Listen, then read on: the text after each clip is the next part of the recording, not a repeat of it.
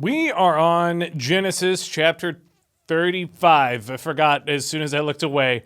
Jacob returns to Bethel. I don't completely remember what's happened in Bethel in the previous chapters. I know it's a place that has been mentioned, but I don't recall any specific event that's taken place there. Could this be related to Bethlehem, the town where Jesus was born? Nobody knows. Let's find out what it's about. Then God said to Jacob, "Go up to Bethel." All right, so far so good. "And settle there, and build an altar there to God, who appeared to you when you were fleeing from your brother Esau." Oh, that's good. God doesn't let Jacob forget his cowardice. Remember when you were terrified in the desert, sending caravan after caravan to your brother in order to avoid his punishment? So Jacob said to his household and to all who were with him, "Get rid of the foreign gods you have with you." He let his own party have their foreign gods? I guess that's what Rachel was doing whenever she stole the gods from the household of Jaban. That was in a previous video if you missed it. "And purify yourselves and change your clothes." Get rid of the foreign gods and change your clothes. Those are foreign god clothes. We want Abrahamic deity clothes. "Then come, let us go up to Bethel, where I will build an altar to God." Hopefully it's not just a rock this time. I think it was a rock on a totem pole before. Some kind of pillar. "Who answered me in the day of my distress, and who has been with me wherever I have gone." I don't know if God so much answered Jacob in the past. In case you saw the previous videos, he more crawls and grovels up to God and says, "Remember how you promised me that you were going to give me a bunch of descendants? Remember how you were supposed to let me survive now that I'm terrified of Esau and the consequences of my own actions?" So they gave Jacob all the foreign gods they had and the rings in their ears. And Jacob buried them under the oak at Shechem. That was one weird thing after another. Ah, yeah, in the last chapter he stole all the women and children. Is that why they were in Bethel? No, they were in Shechem. So they basically killed everybody in Shechem and then took all of the women and children with him. That's what's happening here. I had forgotten the context of the last chapter. But he took the rings from their ears. Why would he do that? There was a previous chapter where was it Jacob? I think it's literally Jacob who gives Rachel a nose ring. Maybe it was someone else, but there's a woman getting a nose ring in an earlier chapter, and I specifically referenced how that's one of the justifications that girls in Christian circles get nose rings. And by rings, I mean studs. Cool girls get nose rings. Timid Christian girls get studs. I think that's a fair jab. Maybe it's not as popular as it once was, but between the years of like 2009 to 2015, every Christian girl who got a nose ring had this little stud right here. And then eventually they get a little older, maybe a little more mature, and they'd switch to the ring, and that was cooler. If you were real adventurous, you'd get the septum, the one right in the middle, like a bull, like a male bull. It's a reference to the patriarchy. I couldn't even get through that joke without laughing. "Then they set out, and the terror of God fell..." What? "The terror of God fell on the towns all around them so that no one pursued them." What does that mean? What is the terror of God? And it's just so no one...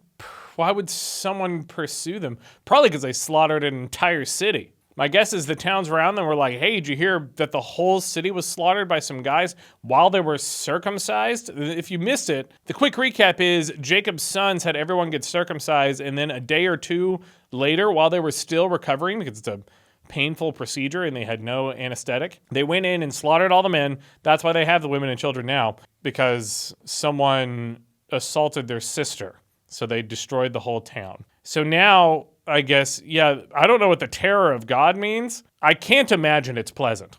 It's probably something that you wouldn't want to go through. But no one pursued them because of it. I guess that justifies it for them. This is the God that we love. "Jacob and all the people with him came to Luz," that is Bethel. I guess it has different names. "In the land of Canaan.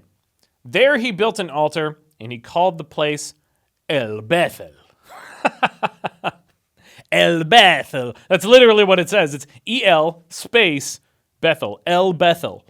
Like Spanish. Jacob wanted to show respect and appreciation to the culture, so he called it El Bethel. And he called it El Bethel, but I think you're supposed to do it's got to be it's Hebrew, and so you're supposed to do the cadence on the first syllable. El Bethel.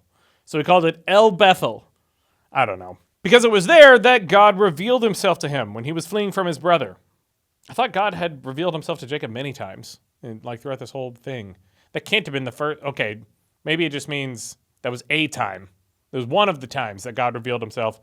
So he called it El Bethel. Next! Now Deborah, Rebecca's nurse, I didn't know she had a nurse, died and was buried under the oak. Okay, she doesn't have a nurse. Died and was buried under the oak outside Bethel. So it was named Alan Bakuth. After Jacob returned from Padan Aram, we had a chapter on that earlier, God appeared to him again and blessed him. How many times does God bless Jacob, and what happens with each blessing? Does one blessing not just, do they expire? Is it something that decays over time? Why does God need to keep blessing Jacob? Probably because Jacob keeps screwing everyone around him, literally and figuratively. And God said to him, your name is Jacob, but you will no longer be called Jacob. Your name will be Israel. So he named him Israel. I thought that was supposed to have happened earlier. I think in the chapter where he wrestles with God. I thought he already called him Israel. And then they just didn't talk about it again until now. But the Bible's completely consistent. It was divine intervention by God. I'm starting to get more sarcastic again. And God said to him, I am God Almighty. He probably doesn't need to say that, but maybe he just likes to. I would do it. If I was God, I'd be like, I am God Almighty. I'm here. Sometimes I'm in one specific place, but otherwise I'm everywhere. Be fruitful and increase in number. Yeah, that's the thing he says to Jacob and Jacob's dad and Jacob's dad's dad, Isaac and Abraham. A nation and a community of, wait, maybe that's what it was. Maybe I could just be mixing it up with Isaac. I don't know. He said it so many times to so many different people in this line. He could have just told the first one and they could have passed it down the family tree. But this was still when God made personal visits. That's a joke I've made on this channel already. And I will make it again. And God said to him, I am God Almighty, be fruitful and increase in number. A nation and a community of nations will come from you, and kings will be among your descendants.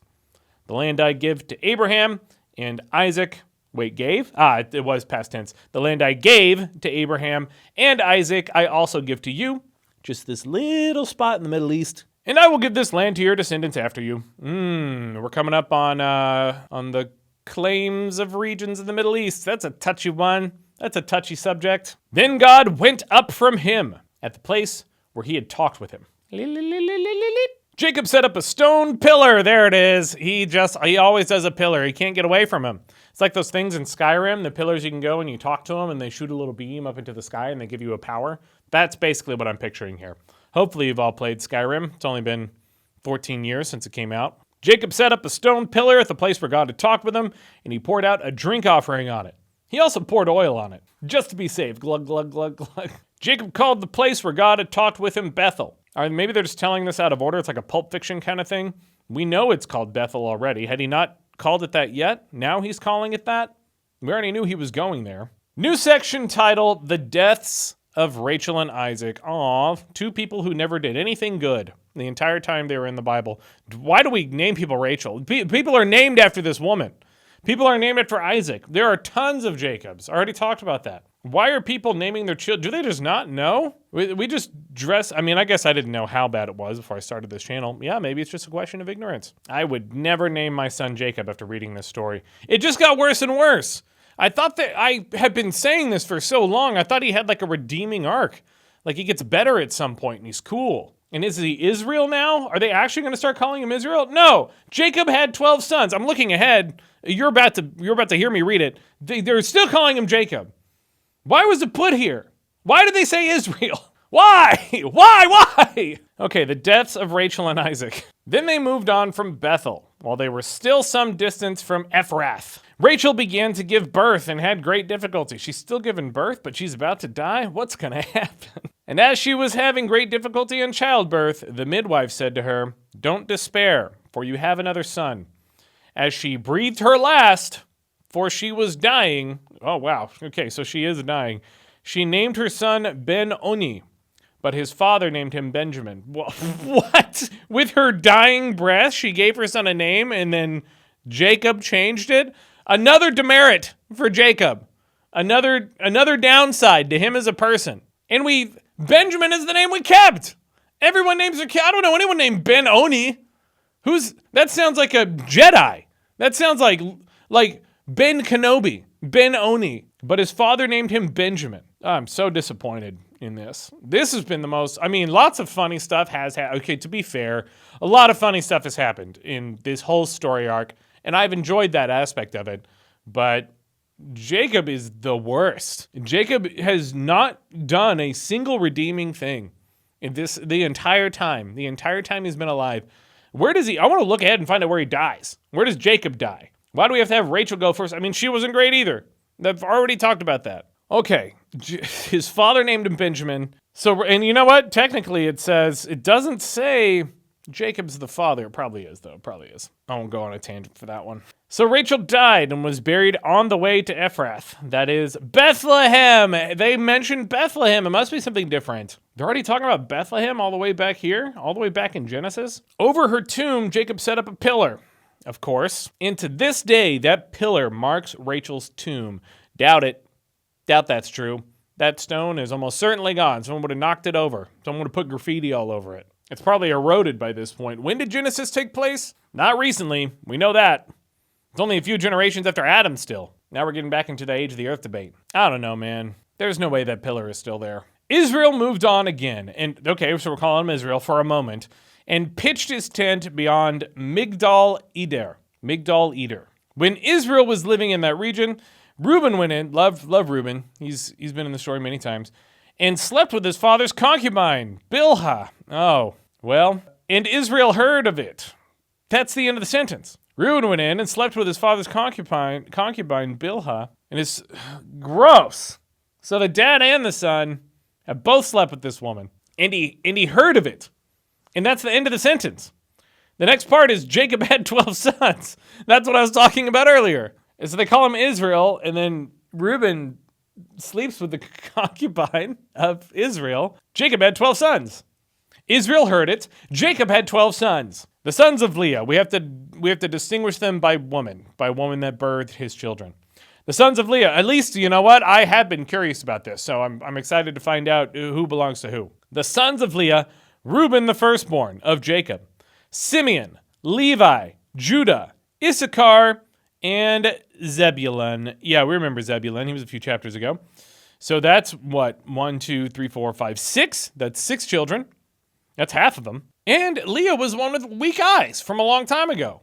The one Jacob didn't even want to get with. He did still. The sons of Rachel, Joseph and Benjamin. Only two out of Rachel. But Joseph becomes a favorite. We know that. Spoiler alert.